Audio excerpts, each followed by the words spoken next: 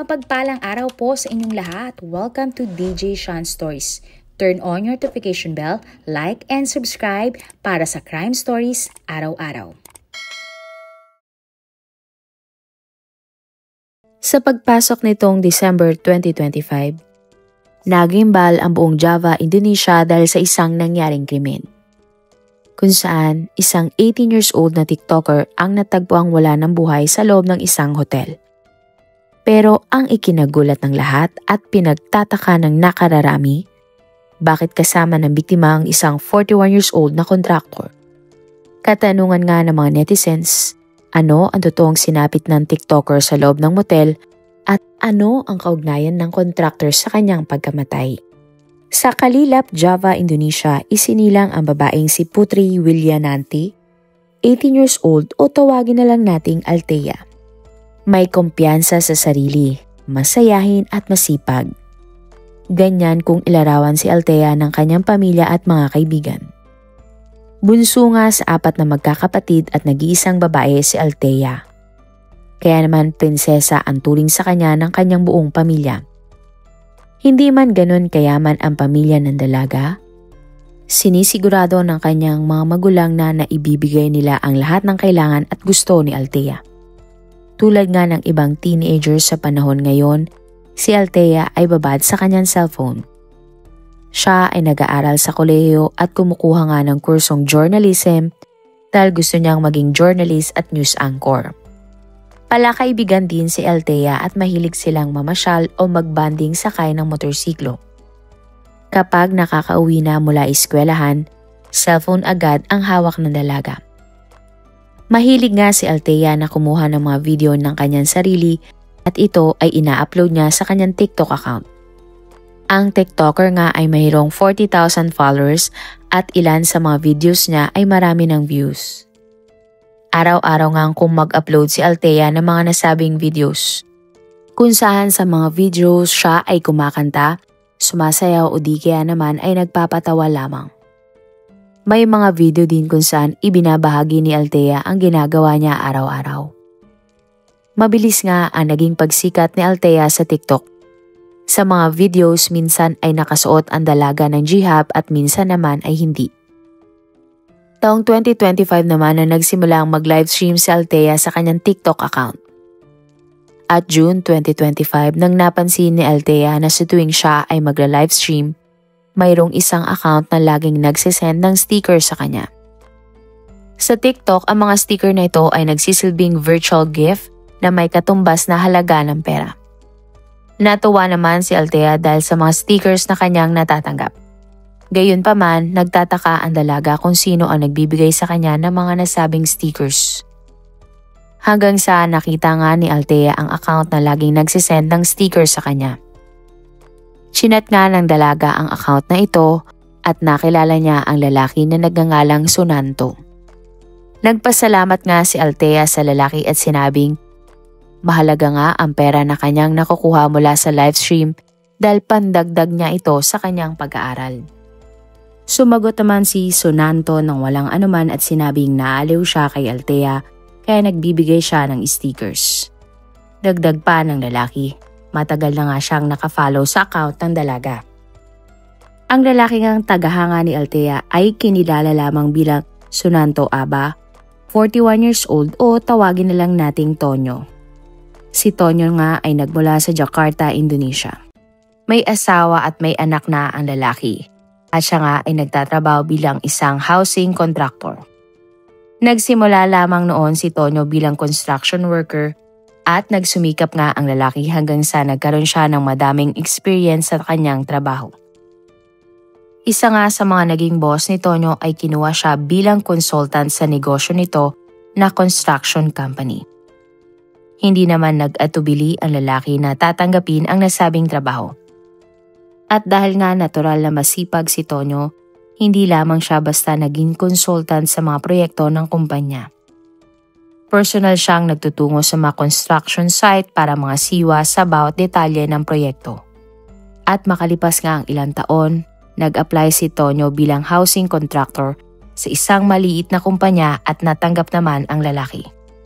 Maganda nga ang naging takbo ng karir ni Tonyo pero kabaliktaran nito ang kanyang personal na buhay. Ayon sa mga balita, aksidente lamang nabuntis ni Tonyo ang kanyang asawa kaya sila ay kinasal. At ang katotohanan, hindi talaga mahal ng kontraktor ang kanyang naging misis. Tinupad lamang ni Tonyo ang kanyang pangako sa pumanaw niyang ama na paninindigan niya ang nabuntis niyang babae. Kaya 1 taon matapos bawian ng buhay ang tatay ni Tonyo, ikinasal ang lalaki sa kanyang nabuntis na babae. Maayos naman ang naging relasyon ni Tonyo pero kahit matagal na silang magkasama ng kanyang misis, hindi niya natutunang mahalin ang babae. At bilang ang paglilibang ng lalaki, madalas siyang manood ng mga video sa TikTok. At isang araw nga, napanood ng kontraktor ang video ng dalagang si Althea. Mula nga noon, araw-araw nang nakaabang ang lalaki sa bagong upload na video ni Althea. Nagpaturo na din si Tonyo sa mga bata niyang katrabaho kung paano nga magsosuporta sa mga video ng dalaga. At dito na nga itinuro sa kontraktor ng kanyang mga kasamahan ang pagpapadala ng mga stickers. Ginamit ni Tonyo ang digital wallet na Dana para makabili ng stickers sa TikTok. Nung una, maliit na halaga lamang ang ibinibigay ng kontraktor kay Althea. Pero hindi tumagal, tumaas na ang pagpapadala niya ng pera. Minsan nga may pagkakataon na nagbibigay ang lalaki ng 1,000 pesos sa live stream ng dalaga. At simula nga na nagka-chat sina Tonyo at Althea sa TikTok, halos araw-araw na silang nag-uusap. At hindi nga namalayan ng lalaki na nahuhulog na pala ang loob niya sa dalaga kahit na 23 years ang agwat ng kanilang mga edad. July 2025 nang niyaya nga ni Tonyo si Althea na personal na silang magkita at pumayag naman ang dalaga. At para nga kay Althea, simpleng fan lamang si Tonyo at wala nang masama kung sila ay magkikita. At nagkita nga ang dalawa sa isang local fast food chain. Sa kanila nga ang pag-uusap, inamin ni Tonyo sa dalaga na siya ay pamilyadong tao na. Inalok ng kontraktor si Althea na handa siyang ibigay ang lahat ng suportang pinansyal sa dalaga kapag papag itong makipagrelasyon sa kanya. Hindi naman nabanggit sa mga balita kung ano ang naging rason ni Althea pero pumayag siya sa kagustuhan ni Tonyo kapalit ng pera. Matapos nga nilang kumain, agad na binigyan ni Tonyo ang TikToker ng 5,000 pesos. Sinabi pa ng kontraktor sa dalaga na next week ay magkita silang muli at sana nga ay mas magkakilala pa sila ng lubusan. Hindi agad na proseso ni Althea ang mga nangyari, ngunit isa lamang ang mahalaga sa kanya na mga oras na iyon. Na makakuha ng pera sa lalaki. Sa isip-isip ni Althea, kung sasakyan niya ang mga kagustuhan ng lalaki, malaking pera ang kanyang makukuha ng walang kapagod-pagod. Kaya naman, ganun nga ang ginawa ni Althea. Sa sumunod na linggo, niyaya ni Tonyo si Althea na mag-check-in sila sa Paradise Hotel. Isang hotel na di kalayuan sa kanilang lugar. Hindi naman nag-atubili ang dalaga sa alok ng lalaki. At sa loob nga ng hotel, binigyan ni Tonyo ang kanyang kalaguyo ng 10,000 pesos. At dahil tinanggap ni Althea ang pera, humingi si Tonyo ng kapalit. Sa loob nga ng kwarto, mayroong nangyari sa dalawa. Pagkatapos, sinubukang ulit manghingi ng pera ng dalaga na 5,000 pesos dahil sinabi niyang gusto niyang mamili ng mga damit at pabango. At imbis nga na 5,000 pesos, binigyan ng kontraktor ang TikToker ng 8,000 pesos na pang shopping ng dalaga. Kapag hindi sila nakikita, palagi lamang magkausap sa chat o text ang magkasintahan. Kapag gusto naman ni Tonyo na makipag-video call kay Althea, nagpupunta sa parke ang dalaga para makasiguradong walang makakakitang kausap niya ang lalaking mas matanda sa kanya.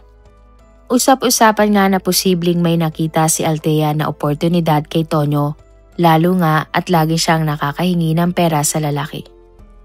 Minsan, sinasabi naman ng TikToker sa kontraktor may mga proyekto sila sa eskwelahan na kailangan niyang bilhin. O di kaya naman nanghihingi si Althea ng pera para umano, pambili ng gamot ng kanyang inang may sakit. Mayroon ding pagkakataon na nanghihingi ng malaking pera si Althea kay Tonyo dahil gusto niyang ilibre ang kanyang mga kaibigan. Sapagkat kaarawan daw umano niya ng araw na iyon kahit hindi naman ito katotohanan. Sa lahat nga ng pagkakataon na nanghihingi ng pera si Althea, binibigay ito ng lalaki sa kanya. Sa kabilang banda, masaya naman ang kontraktor na sinusuportahan niya ang kanyang kasintahan. At bilang ang kapalit, nag-check-in sina Tonyo at Althea sa Paradise Hotel, kung saan pinaniniwalaang pinapasaya umano ng TikToker ang lalaki. Sinusuklian naman ng kontraktor ang ginagawa sa kanya ni Althea sa pamamagitan ng pagbibigay ng pera sa dalaga. At sa pagdaan nga ng panahon, tila na-realize na ni Tonyo na talagang nahuhulog na ang loob niya kay Althea at gusto na niya itong pakasalan. Sa kabilang banda naman, para kay Althea, hindi naman seryoso ang pakikipagrelasyon niya sa lalaki.